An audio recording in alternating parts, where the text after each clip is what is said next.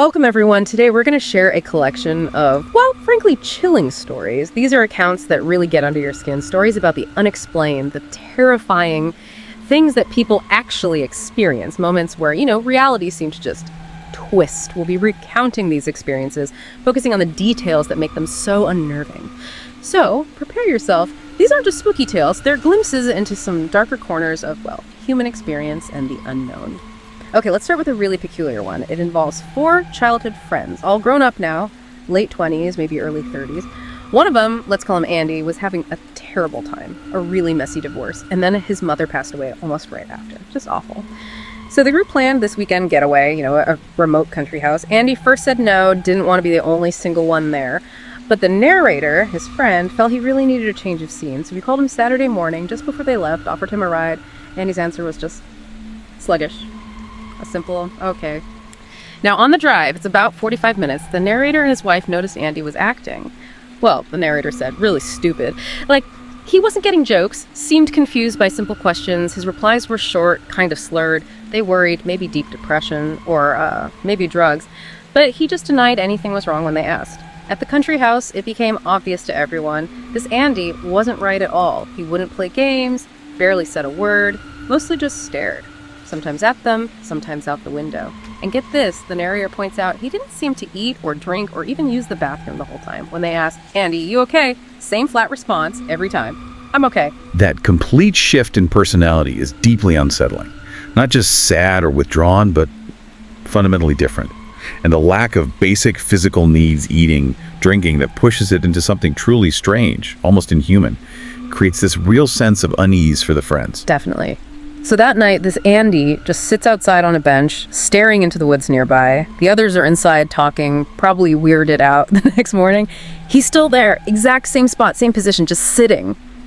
At this point, the narrator is totally freaked out. He decides, right, we're leaving. They pack up, drive Andy back home, and drop him off. Okay, but here's where it flips into something else entirely. Later that same night, the friends meet up again, a restaurant, for another friend's birthday. And who's there? The real Andy. Acting totally normal, laughing, talking, being himself. The narrator asks him, what happened this weekend? Andy's completely confused. He says his car broke down Friday night. Another friend picked him up from a bar, and he'd been there the whole time. Which makes no sense based on their experience. None. Panic starts setting in. People at the restaurant pull out phones, show pictures of Andy at the bar at the exact time he was supposedly at the country house with them. They check phone records. Yep, the narrator did call Andy's phone Saturday morning. But the real Andy, he has zero memory of answering it, or the trip, or any of it. The impossibility of it. Yeah. Being in 2 places at once, with proof. That's terrifying. Because it shatters your basic understanding of how reality works. It taps into that primal fear of the doppelganger, the imposter who looks like someone you trust. Absolutely. Months later, the narrator says the 3 friends who were at the house are still deeply afraid of Andy, or rather, afraid of who or what was with them. The real Andy gets furious if they bring it up and says they're just confused, maybe they miscooked someone else. But the narrator, he's still nervous, especially because he dropped that fake Andy off at the real Andy's home. Where did it go? What was it? It just defies any explanation. It leaves this residue of fear, that uncertainty. A psychological scar, really. Yeah, exactly. That feeling of your own senses betraying you. It connects to our next story, though this one involves a different kind of horror. More tangible, but just as hidden. This comes from a private investigator in Mexico. We'll call him Carlos. His nephew is telling this story. As a kid, the nephew thought his uncle's job was all action, like movies. The reality was mostly mundane stuff, until Carlos finally told him about this one case. This was back in 2006. Carlos gets a client, Maria Solano. Her son, a good kid, university potential, had somehow fallen in with a local gang. Didn't fit. Soon, the son's at the gang clubhouse constantly. Then he disappears for 3 days straight. Maria's husband goes to confront the gang, find out what's going on, and he vanishes too, the police. They were strangely unhelpful, almost evasive. Then Maria gets a phone call. A deep voice sounded vaguely familiar, warning her off. Stay out of the gang's business. She didn't listen. Went near the gang's HQ, trying to find answers. That afternoon, a letter arrives. Inside, a severed human ear and a note. We told you to stay away. Horrified and desperate, she went to Carlos. The severed ear. That's a terrifying escalation. It's a clear, brutal message. This is far beyond typical gang intimidation. It signals extreme violence and control. Carlos checked with his old police contacts. They offered zero help. Worse, they warned him to drop it immediately. But Carlos, he didn't deter easily then. He drove out to the gang's hideout, a remote shack, late night, did some surveillance, and what he saw, it was deeply disturbing. Early morning, maybe 15 gang members come out.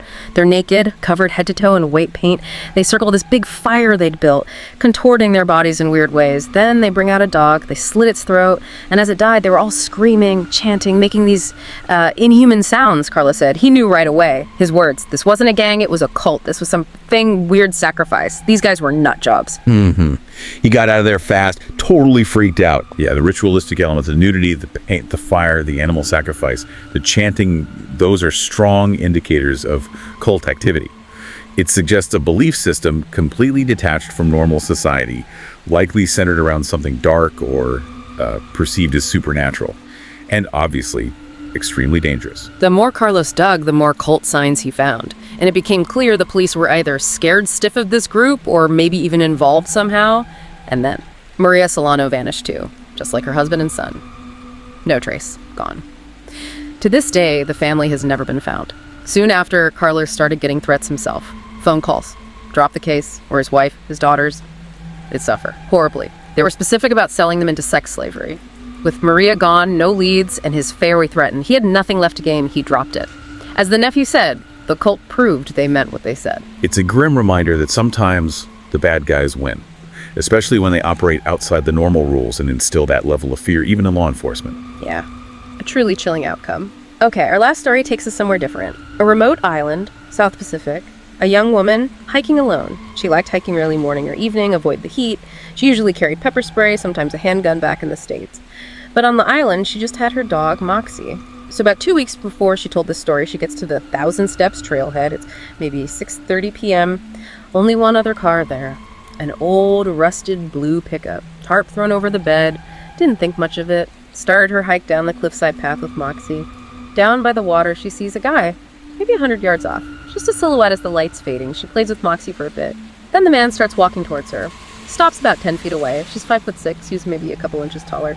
But something about him, she said, just felt weird. She says hello. He just nods. His eyes are locked on the dog.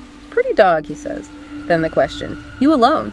She tried to sound strong, Said, I have my dog. I'm never alone. Really emphasizing Moxie. But that guy seemed totally unfazed. Just said, oh, have a good night. Turn around, walk back up the trail. What question? You alone? In that setting, that's an immediate warning sign.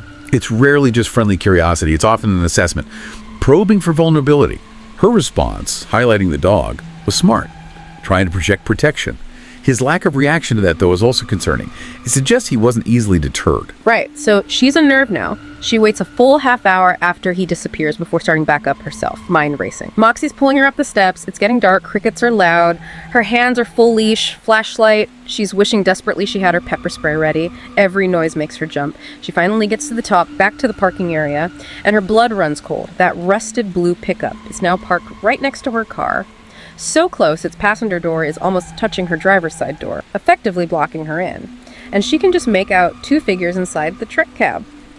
Watching her, she moves slowly, keeps Moxie super close, walks around to her passenger side, opens the door, and basically crawls across to the driver's seat.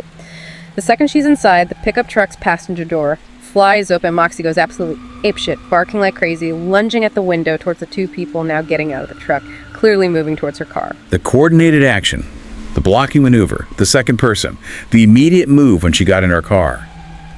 It confirms the predatory intent. It was planned. Moxie's reaction was probably critical there. A sudden, aggressive dog can disrupt an attack plan, create noise, buy time. It likely saved her from something terrible. Adrenaline just floods her system. She fumbles, jams the keys in, starts the car, and just floors it. Peels out of there so fast she nearly rips her side mirror off in the truck. Gets home, immediately calls her mom, shaking. Her mom tells her, call the police. Now.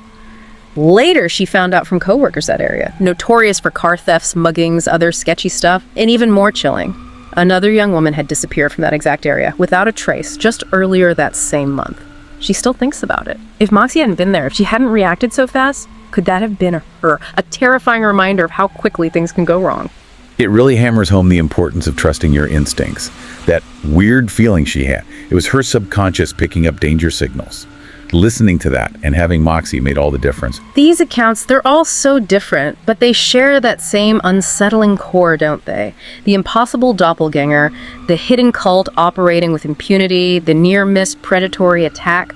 They all show how thin that line is between normal life and, well, absolute terror, how fragile our sense of safety really is. Exactly. They're more than just scary stories. They force you to confront uncomfortable questions. About reality, about hidden dangers, about what you do in that situation. They linger because they feel disturbingly real. So what stands out to you listening to these? Do you have theories? I mean, that first story with Andy. How do you even begin to process seeing something like that? It challenges everything you think you know.